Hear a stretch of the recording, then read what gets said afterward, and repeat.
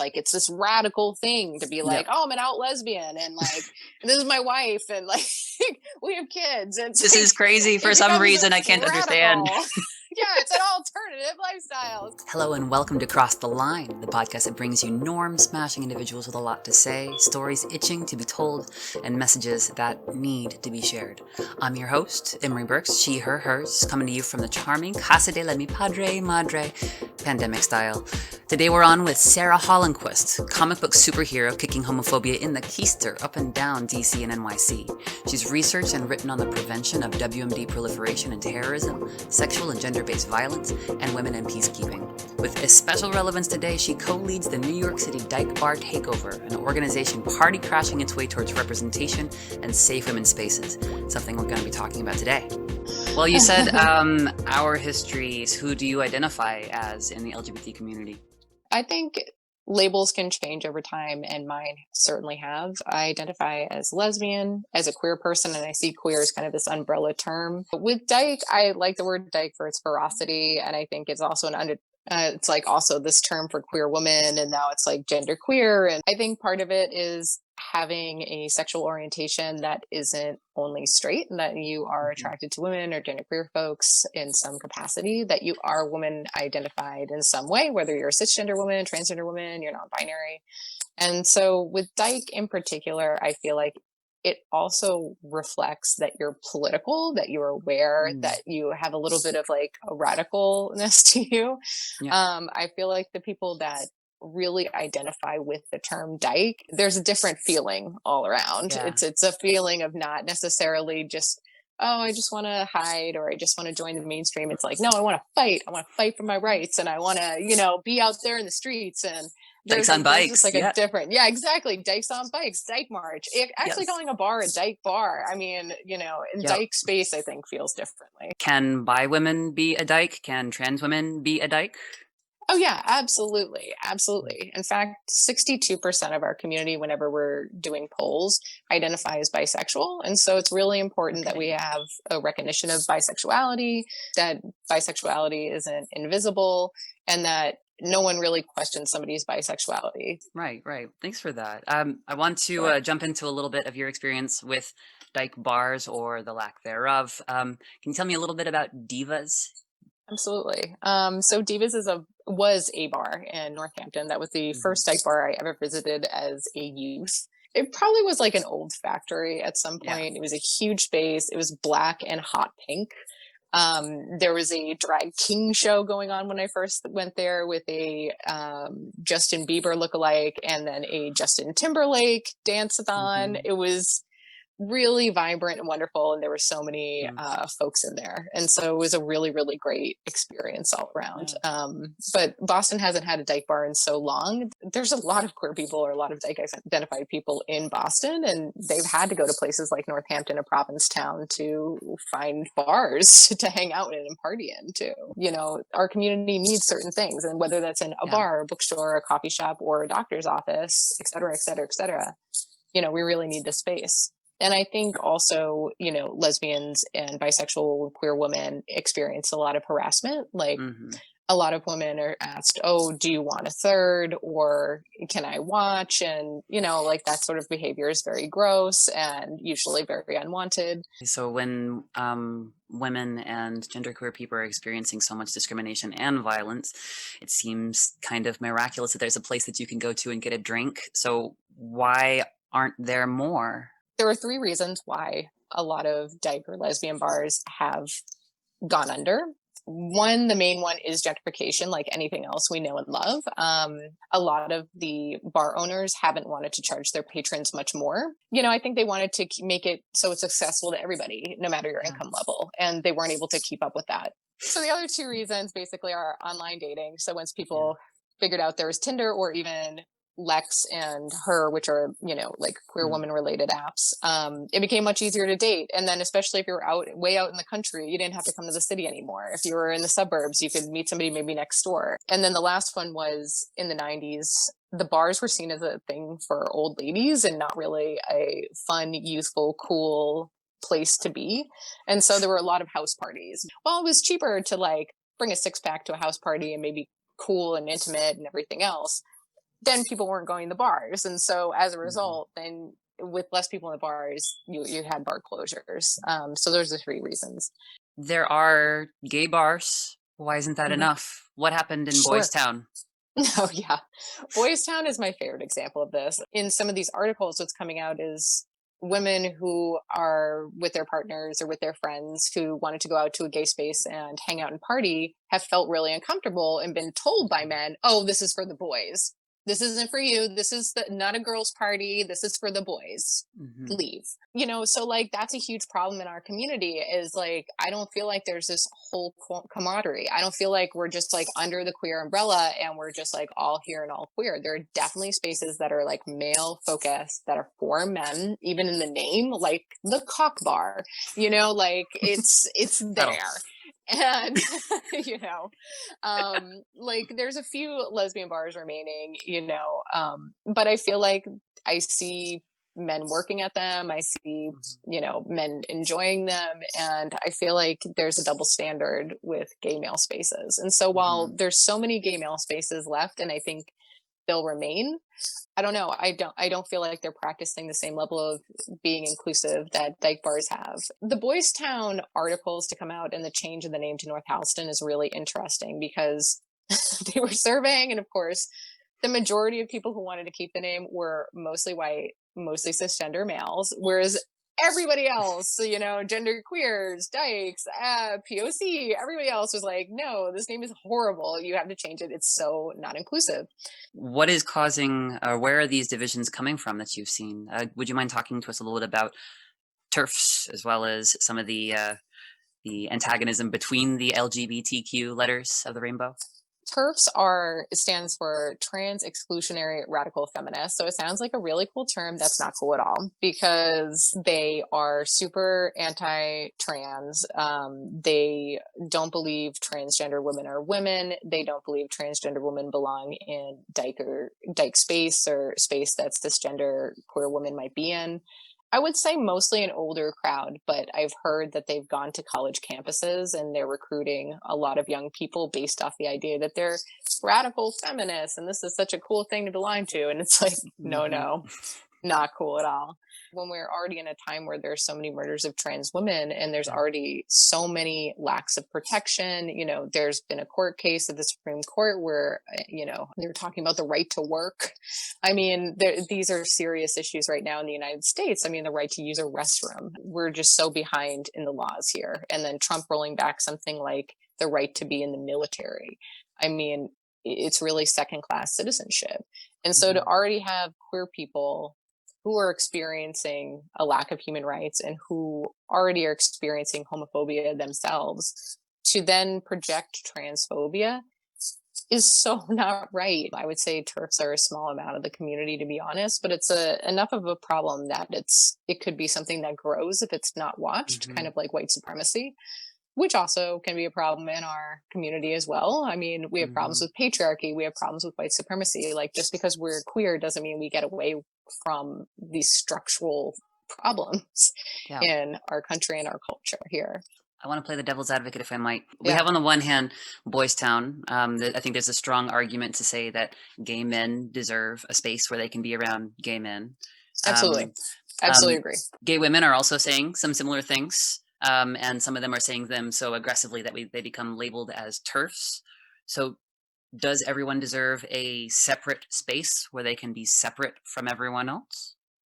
I think the future will be queer, but the queer future isn't quite here. And so I think while we have interesting experimental, like ahead of its time, queer identified bars. So like Majestic Saloon was another one that just recently closed in Northampton. It's a great spirit and it's a great idea, but I think gay and dyke are needed because people very much identify on the binary still. And while folks are aware of genderqueer or non-binary individuals, it's not quite the majority. We just still have these older generations too, where, if you heavily identify as one gender and you're looking for one gender, you kind of like need the space for that one gender, right? And so maybe eventually we'll get there, but I just feel like we're not quite there yet. I feel like the problem is you need to get mainstream society on board. Like you need to get people's managers, corporations, you need to get like the politicians, you need to get like the people who are really in charge on board to use the right pronouns, to understand dead naming, to understand, like the current present world that we live in. And so I feel like the more that we can educate, especially like these like straight cisgender populations of this, the easier it's going to get. And sometimes within the queer population too, to be like, my pronouns are they, them, I identify as non-binary. This could be new information even to dykes or gay men, etc. But this takes a real imagination and folks really getting out of themselves. And it takes reading, it takes watching movies, it takes art, it takes actually having conversations with people who are different than you. It takes, going to lectures, it takes TED Talks, it takes, this whole form where you really have to think about the experience of somebody who's not you. Because we know the experience of straight people and cisgender people, right? Like all romantic comedies, pretty much, like all movies, pretty much, like we are just inundated with straight cisgender culture. That is it. That's the mainstream. That's how it's supposed to be. It's normal for like a woman who's your boss to talk about her husband or, you know what I mean? Like there's these things that are so simple. And then when you're queer, it's like, it's this radical thing to be like, oh, I'm an out lesbian. And like, this is my wife. And like, we have kids. And this is crazy for some reason. I can't understand.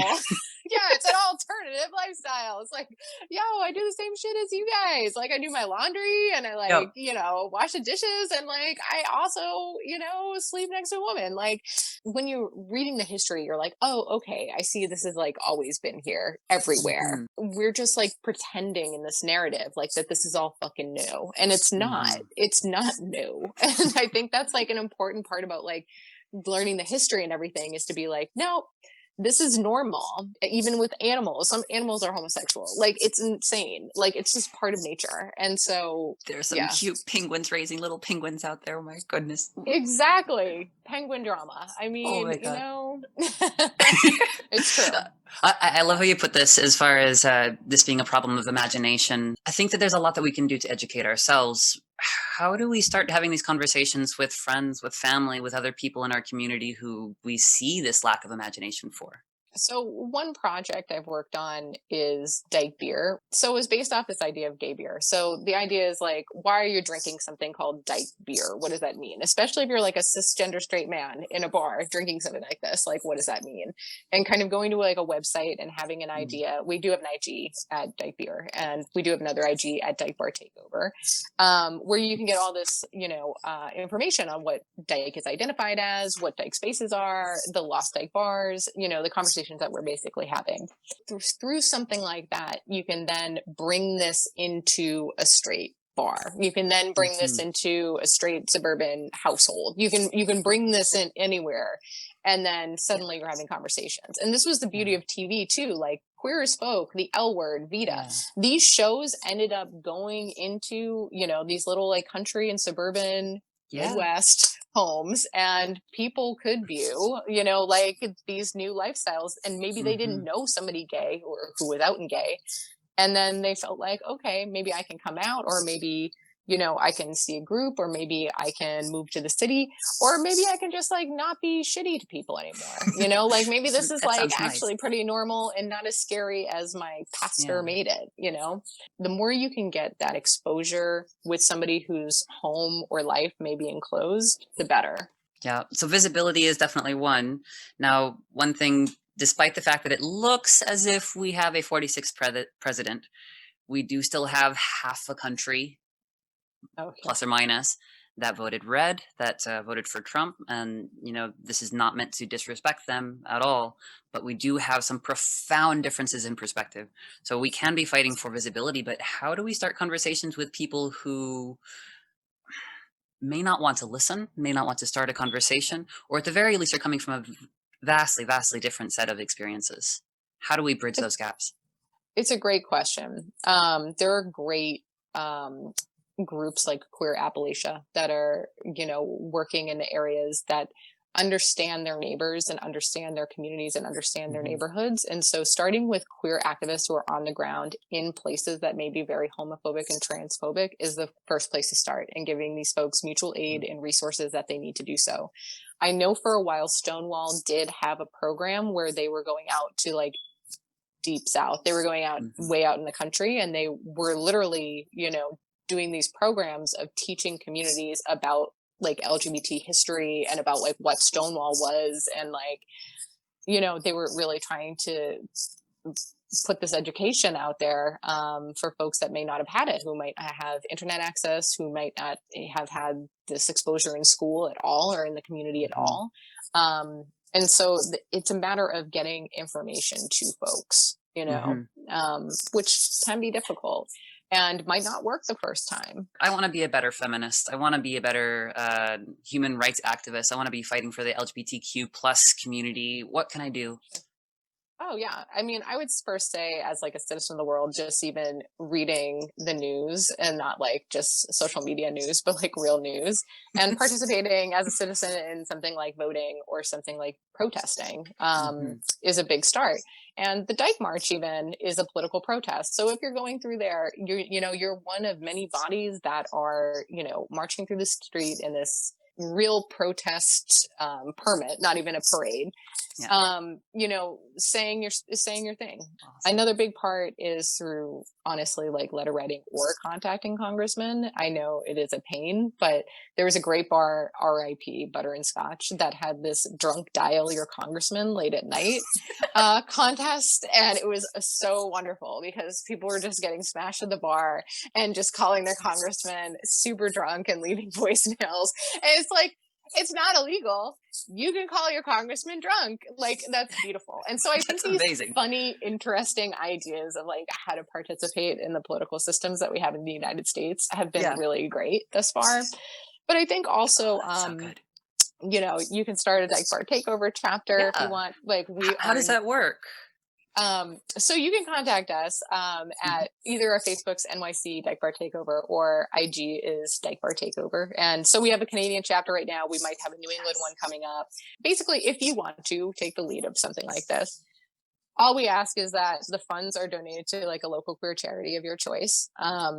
You take over mainly like a straight bar. The idea is creating the lost space that we had. In 1980, we had about 200 lesbian or dyke bars, and now we have 15. Currently there are 63,000 bars in the United States, and again 15 are dyke bars. So the idea of taking back our space is really important. And so this can be like a fun way through a party, through hiring queer artists to play and paying them. We create space, and it's a really great time. So that's like one thing we do. And I feel like if you're creating queer art, that's radical and that's cool. If you're creating like a queer novel or a queer movie or a queer painting, like that's awesome. Like you're adding to that knowledge, like you're adding that stuff out there. And I would say even just researching your queer history, like when you start reading a lot, and you start talking to your friends about it, it's so helpful. Could you give us your information one more time for all the people who are looking to find you, looking to get more involved? Where should they go? Who should they talk to? Sure. So I am Sarah Hallonquist. Lee Taylor and Loretta Chung are the other members of Dyke Bar Takeover NYC. We try to have monthly parties. However, we've done a lot of virtual stuff, and we have our Facebook at NYC Dyke Bar Takeover, which has a lot of news articles. And then we have a Instagram, Dyke Bar Takeover, which has a lot of funny political memes and just like random stuff from, happening throughout New York City, if there are other queer events happening online or in real life. And then we also have a beer that we're trying to create. So we're trying to create Dyke beer, which it will hopefully inform about Dyke spaces and be able to fund a future Dyke space of our own. Yes. Would be the ultimate goal. Awesome. I can't wait to try it. Thanks. It will be a saison with a little bit of honey. Ooh, sounds super nice. Thank you so much, Sarah. I really, really appreciate you talking with us today. Emily. You as well. Thanks, Thank you so much. Bye, Sarah. That's our show. This has been Cross the Line, the podcast that brings you norm-smashing individuals with a lot to say, stories itching to be told, and messages that need to be shared. Next time, we'll have Kate Spencer, What You Get When You Cross a Riot with a Double Entendre.